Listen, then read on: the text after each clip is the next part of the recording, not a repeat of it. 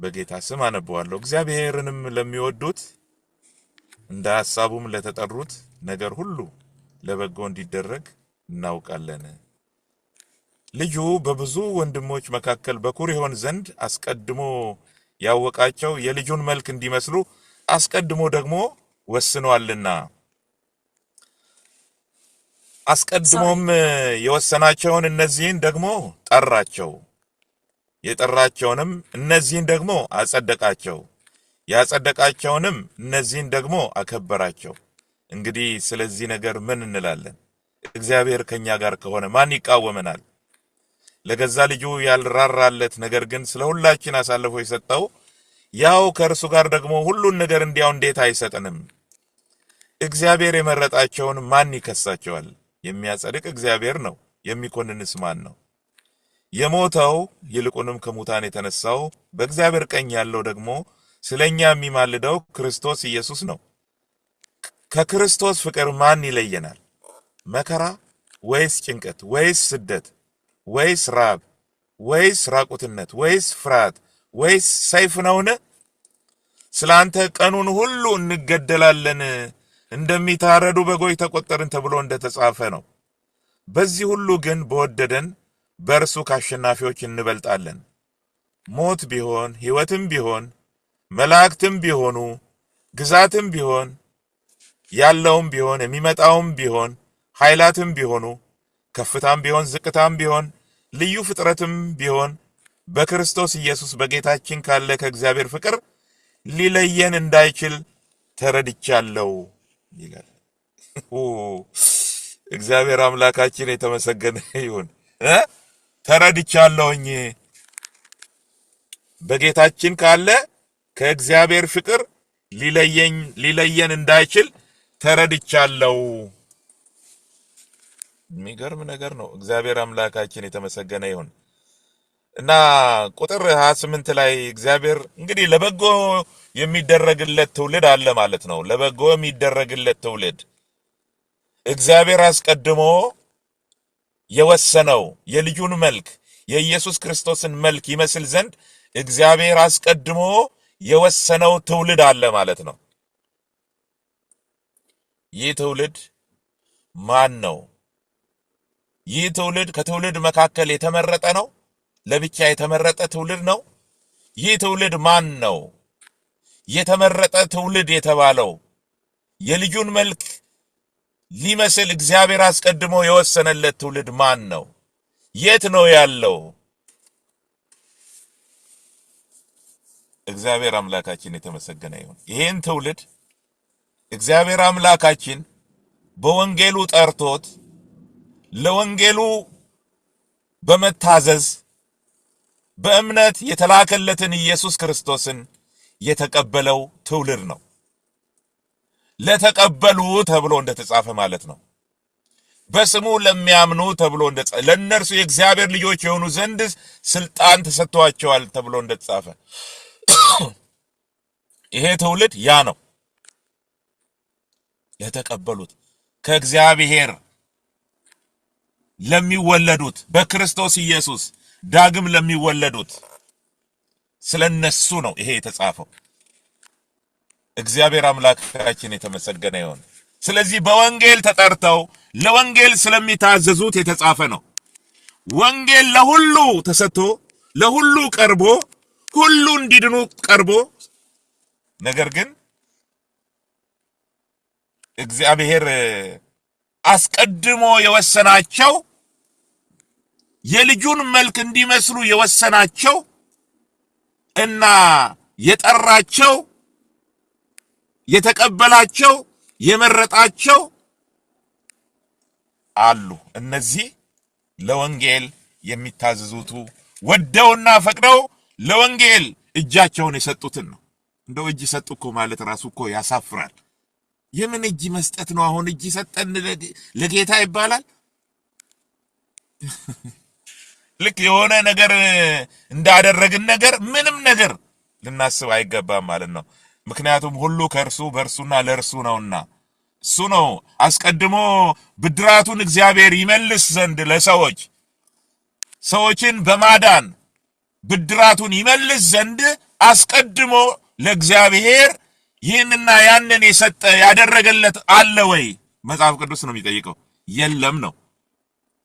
ሁሉ ከእርሱ በእርሱና ለእርሱ ነው። ስለዚህ እነዚህ ሰዎች በወንጌል ተጠርተው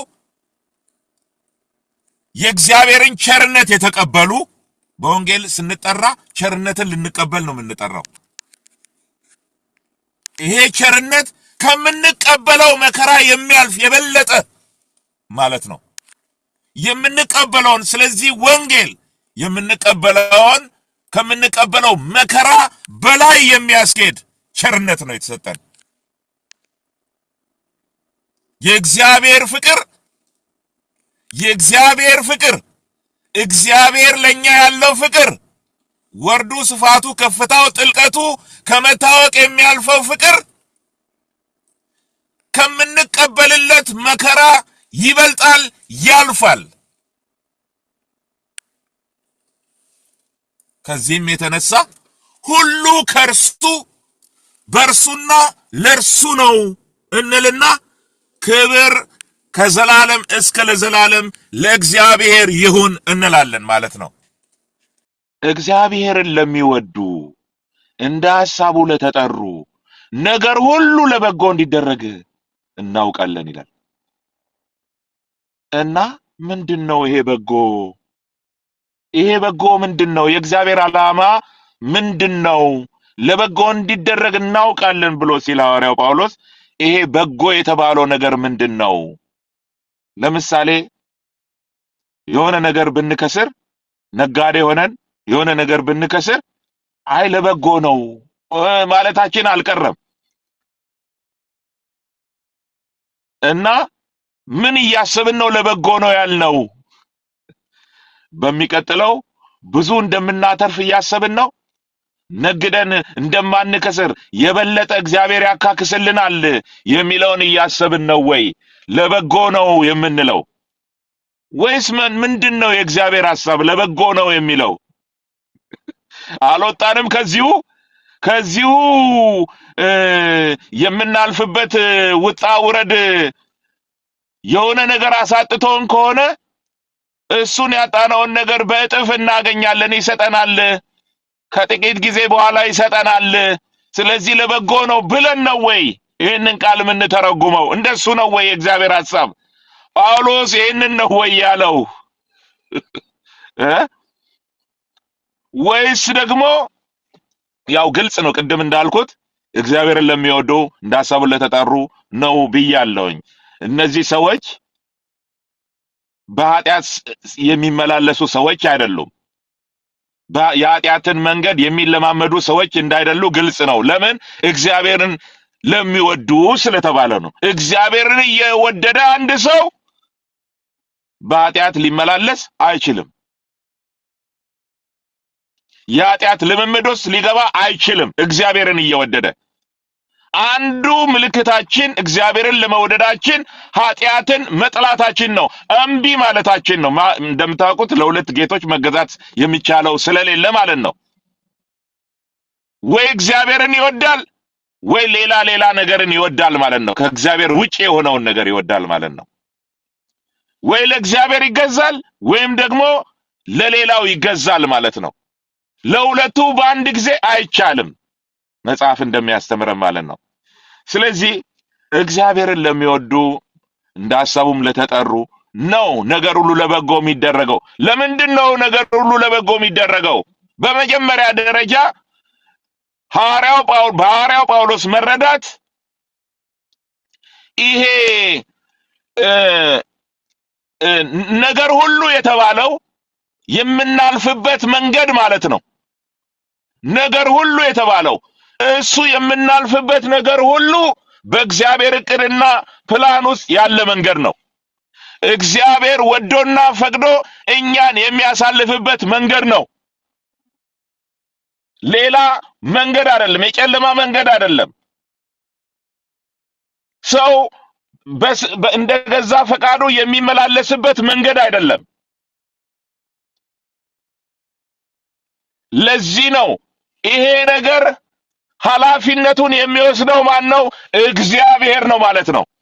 ለምንድነው እግዚአብሔር ኃላፊነቱን የሚወስደው? ምክንያቱም እግዚአብሔርን የሚወዱ ሰዎች ናቸው። እንደ ሐሳቡ የተጠሩ ሰዎች ናቸው። በዛ መንገድ የሚሄዱት እሱ ነው የሚመራቸው። እንደ ፈቃዱ ነው የሚያልፉበት መንገድ።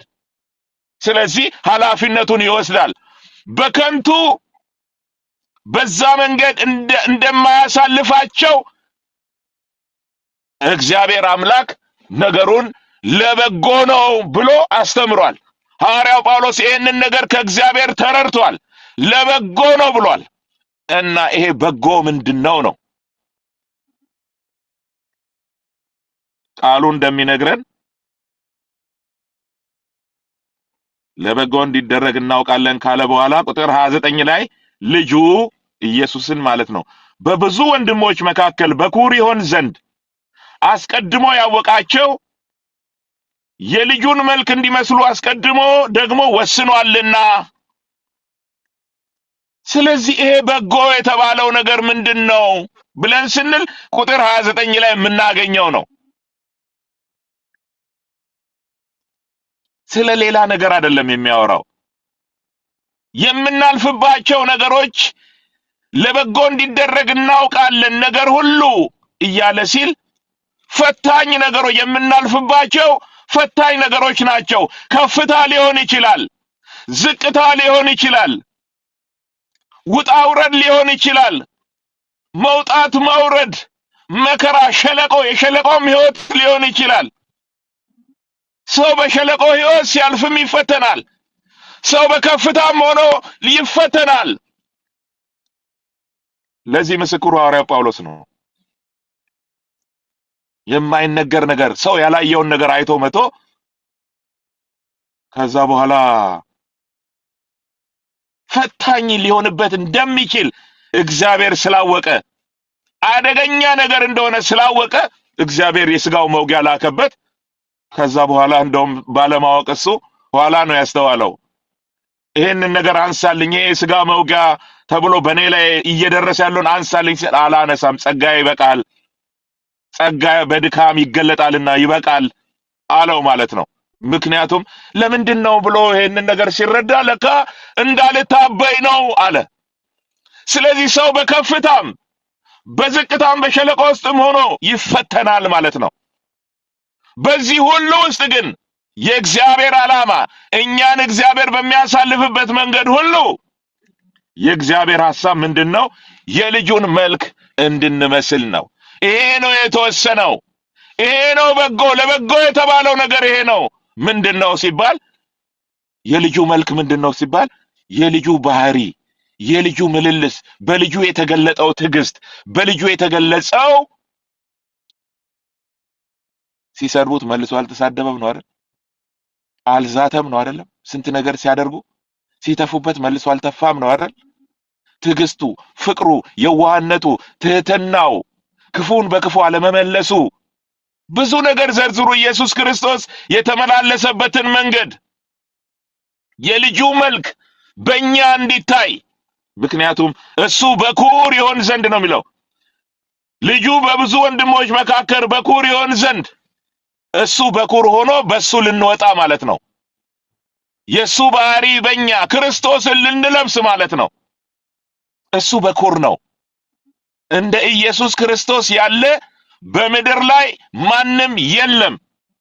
ሁሉንም ቅዱሳን መግለጥ እንችላለን። እንደሱ ፍጹምና ፐርፌክት ማንም የለም። እንዲሁም ተነገረለት ለኢየሱስ ኃጢአትን አልሰራም ተባለ። ኃጢአት ያልሰራ አለ? የሰው ልጅ ሆኖ በምድር ላይ ኃጢአት ያልሰራ አለ? ኢየሱስ ክርስቶስ ግን ኃጢአትን አልሰራም ተብሎ የተነገረለት ስለሆነ እሱ በኩር ነው።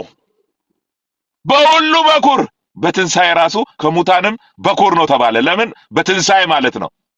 እሱ ነው አስቀድሞ የተነሳው እና ስለዚህ ይሄ የልጁን መልክ እንዲመስሉ አስቀድሞ ወስኗልና ይላል። ስለዚህ አስቀድሞ የወሰናቸውን እነዚህን ደግሞ ጠራቸው፣ የጠራቸውንም እነዚህን ደግሞ አጸደቃቸው። ሌሎቹን አልጠራም ማለት አይደለም። ጥሪው ለሁሉም ነው። ጥሪውን ላስተናገደ ግን መጠራት ብቻ ሳይሆን የሚሆነው ማጽደቅም ይከተላል፣ ማክበርም ይከተላል ማለት ነው። እግዚአብሔር ይመስገን። አስቀድሞ የወሰናቸውን እነዚህ በሚባልበት ጊዜ እነዚህ ከላይ ወደ ኋላ መመለስ አለብን። ቁጥር 28 እግዚአብሔርን ለሚወዱ ተብሏል።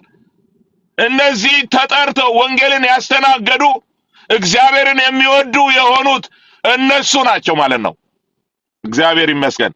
ስለዚህ አስቀድሞ የወሰናቸውን እነዚህን ደግሞ ጠራቸው፣ የጠራቸውን እነዚህን ደግሞ አጸደቃቸው፣ ያጸደቃቸውን እነዚህን ደግሞ አከበራቸው። እንግዲህ ስለዚህ ነገር ምን እንላለን?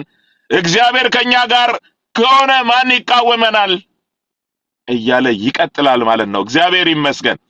እና ሄደን ስንመለከት ከታች አይታችሁ ከሆነ ወደ ታች እየወረዳችሁ ስትሄዱ ስለ እግዚአብሔር ፍቅር ይናገራል። ከክርስቶስ ፍቅር ማን ይለየናል? ቁጥር 35 ላይ ከክርስቶስ ፍቅር ማን ይለየናል ይላል። ይሄ ነገርን ሁሉ ለበጎ እንዲደረግ እናውቃለን ብሏል። ይሄ ነገር ሁሉ የተባለው የምናልፍበት መንገድ ነው ብያለሁ። በዛ ውስጥ እኛን አጽንቶ የሚያቆም ነገር ምንድን ነው? ጸንቶ መቆማችን፣ በክርስቶስ ባህሪ መገለጣችን፣ ወደ ሰው በሚሸጋገረው የክርስቶስ ባህሪ ጸንተን መቆማችን ሚስጥሩ ምንድን ነው? ትርጉሙስ ምንድን ነው? የልጁን መልክ የምንመስልበት አይደለም? ምን በዚህ አይደለም የልጁን መልክ መምሰላችን የሚገለጠው? ስለዚህ ከክርስቶስ ፍቅር ማን ይለየናል? መከራ ወይስ ጭንቀት? እንግዲህ ነገር ሁሉ የተባለውን እዚህ ከታች ተዘርዝሮ ማየት እንችላለን። መከራ፣ ጭንቀት፣ ስደት፣ ራብ፣ ራቁትነት፣ እነዚህ የምናልፍባቸው መንገዶች ወይስ ፍርሃት ወይስ ሰይፍ፣ እነዚህ ሁሉ ናቸው። እነዚህ ሁሉ ለበጎ እንዲደረጉ እናውቃለን። በጎ ምንድነው ብለን ስንል የልጁን መልክ መስሎ መውጣታችን ነው። ስለዚህ ከክርስቶስ ፍቅር ማን ይለየናል? ስላንተ ቀኑን ሁሉ እንገደላለን፣ እንደሚታረዱ በጎች ተቆጠርን ተብሎ እንደተጻፈ ነው። ስላንተ ቀኑን ሁሉ እንገደላለን። ስላንተ ስለ ስም ስለ ወንጌልና ስለ ኢየሱስ ክርስቶስ ስም ቀኑን ሁሉ እንገደላለን ተብሎ እንደተጻፈ፣ እንደሚታረዱ በጎች ተቆጠርን ተብሎ እንደተጻፈ ምንድነው ቀኑን ሁሉ እንድንገደልለት በሸላቾቹ ፊት ዝም እንደሚል በጎች ሆነን ልክ ክርስቶስ ኢየሱስ ዝም እንዳለ ሁሉ ዝም ብለን መከራን የምንቀበልበት ምክንያቱ ምንድነው?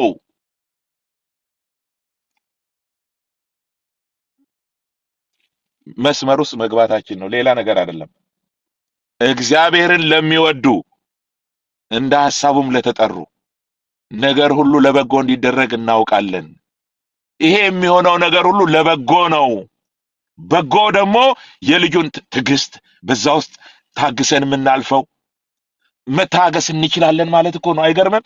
እግዚአብሔርን የምንወድ ከሆነና እንደ ሐሳቡ የተጠራን ከሆነን በመንገዱ የምንሄድ ከሆነ ጸጋውም የዛኑ ያልነው ጸጋ በዛ ተብሎ እንደተጻፈ ጸጋ ይበዛል።